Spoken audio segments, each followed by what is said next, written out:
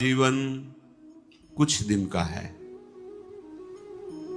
नियत समय पर हमारी श्वास रुक जाएगी, शरीर छूट जाएगा।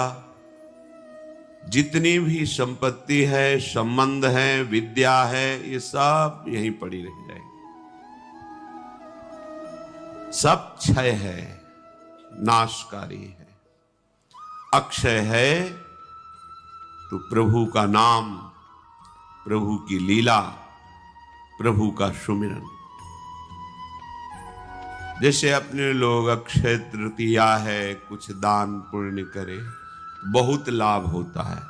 शास्त्रों में भी ऐसा वर्णन आता है।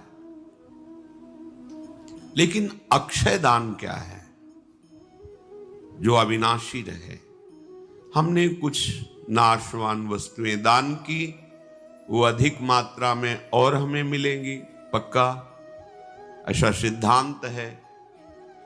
तो जब इतनी भोग सामग्री में हमारे हृदय में शांति नहीं है, तो और अधिक हो जाने पर तो और अशांत हो जाएंगे, और सत्यत्व भाव बन जाएगा भोगों में। अक्षय दान किसे कहते हैं? सेवक जी महाराज ने कहा है, सब जीवन सो प्रीति रीति निवाहत आपनी श्रवण कथन परतीति, यह जो कृपा हरिवंश की। अगर हमारे हृदय में संपूर्ण प्राणियों को निर्भय कर देने वाला भाव हो, वचन से, शरीर से, मन से, हम किसी को कभी कष्ट देने की भावना ना सोचे, ये सबसे बड़ा दान है। और ये भाव उसी के हृदय में आ सकता है जो विश्वास पूर्वक प्रभु का नाम जप करता है। प्रभु की लीला कथा इतनी महिमामयी है कि दुरंत मोह का नाश करके ज्ञान प्रकाशित कर ही देती है।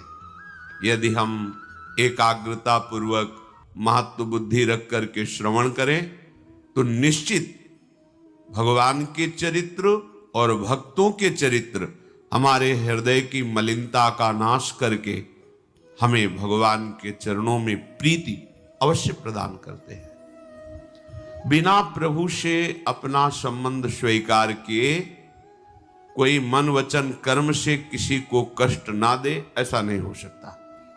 क्योंकि स्वसुख वांछा, मैं इससे सुख भोग लूं, चाहे वस्तु हो या व्यक्ति हो या स्थान हो, यदि ऐसी भावना है तो पापाचरण बनेंगे ही बनेंगे, पक्का। और यही आकांक्षा समस्त हृदयों में रहती है, मैं सुख भोग लूं। कोई बिरला ही हरि गुरु चरण आश्रित जो प्रभु की चर्चा सुनता है, प्रभु का नाम जप करता है, प्रभु की लीलाओं का गायन करता है, उसमें ऐसी सामर्थ्य आ जाती है कि वो स्वसुख वांछा का नाश करके दूसरों को सुख पहुंचाने की भावना से युक्त हो जाए। ये बात आ गई, बस आप अक्षय स्वरूप हैं और आपकी हर चेष्टा अक्षय हो जाएगी। श्रवण कथन सुमिरन, ये तीन बहुत बड़ी बात है। प्रभु की चर्चा करना, प्रभु की चर्चा सुनना और प्रभु का नाम जप करना, ये बहुत बड़ी बात है। आप बड़े भाग्यशाली हैं, धाम पधारे हैं प्रियाजू की कृपा से। आप लोगों का ये विशेष भाग्य है कि आप न रात देखते हैं न दिन देखते हैं। कैसे संत दर्शन हो, कैसे हमें संत वचन सुनने को मिले, ये प्रणाम योग्य श्रद्धा है आपकी। ये प्रियाजू की कृपा से आपके हृदय में आई है, पर इसका आदर करें आप। यदि आप प्रभु का नाम जप नहीं करते, मनमानी आचरण करते हैं, गंदा आहार करते हैं जो नहीं पाना चाहिए, गंदी क्रियाएं करते हैं जो नहीं करना चाहिए, तो आपका आने का लाभ क्या हुआ? आप यहां आए, भाग कर आए, रातों में आ रहे हैं, जग रहे हैं, खड़े हैं, घंटों खड़े हैं। आपका ये पावन तप बन रहा है, इससे आपके अशुभ नष्ट होंगे, आपकी कामनाओं की शांति होगी। पूर्णता से या निवृत्ति से हो, प्रियालाल जैसा जाने। पर यदि आप नाम जप में प्रीति नहीं करते, धर्माचरण में प्रीति नहीं करते, तो इसका लाभ क्या मिला? संतों के पास जाने का, शास्त्रों के श्रवण का एक ही फल है, सब साधन कर यह फल सुंदर, प्रभु पद पंकज प्रीति निरंतर। अपने प्रभु करुणा समुद्र दयालु प्रभु श्री कृष्णचंद्र जो, श्री प्यारी जो, इनके नाम में हमारी प्रीति हो जाए। कहीं भी दूर रहो, यदि नाम जप कर रहे हो तो प्रियालाल आपके बिल्कुल समीप है। हमारे आचार्यों की वाणी है, नाम वाणी जहां श्याम श्यामा तहां, नाम वाणी सुनत श्याम श्यामा सुबस, नाम वाणी निकट श्याम श्यामा प्रगट। विश्वास करो, यदि नाम जब चल रहा है तो अद्भुत कृपालु श्यामा श्याम आपके समीप है। जब श्यामा श्याम आपके समीप है तो सारी शक्तियां, सारे लोकपाल, सब ईश्वर कोटि के महापुरुष इन्हीं के अधीन हैं।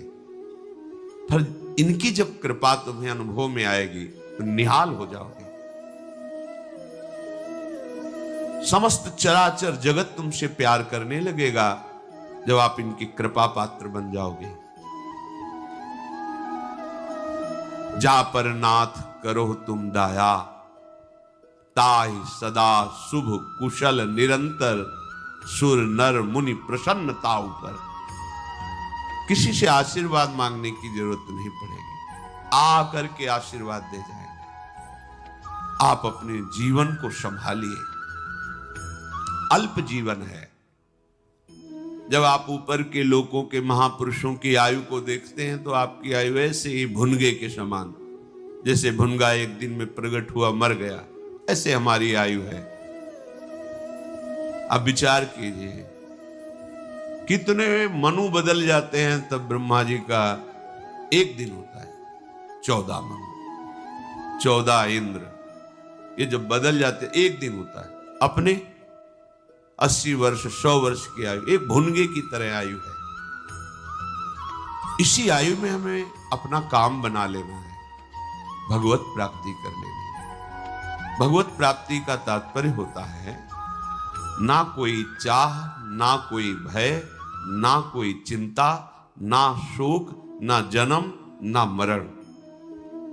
अपने आत्म स्वरूप में स्थित होकर मोक्ष पद प्राप्त कर लेना, या श्री भगवान के चरणों में प्रेम प्राप्त करके उनके दिव्य चिदानंद धाम में जाकर, जहां कोई भय नहीं, कोई शोक नहीं, कोई जन्मना मरना नहीं, अखंड आनंद, आनंद ही आनंद, अनंत काल तक आनंद, कोई भटकना नहीं, कोई मरने का भय नहीं, कोई शरीर में व्याधि नहीं, कोई पीड़ा नहीं। ऐसा सुख ये मनुष्य शरीर से ही प्राप्त हो सकता है, और वो केवल भजन करने वाले का भजन सफल तभी होता है जब वो पापाचरण ना करे, जब वो किसी को दुख ना दे।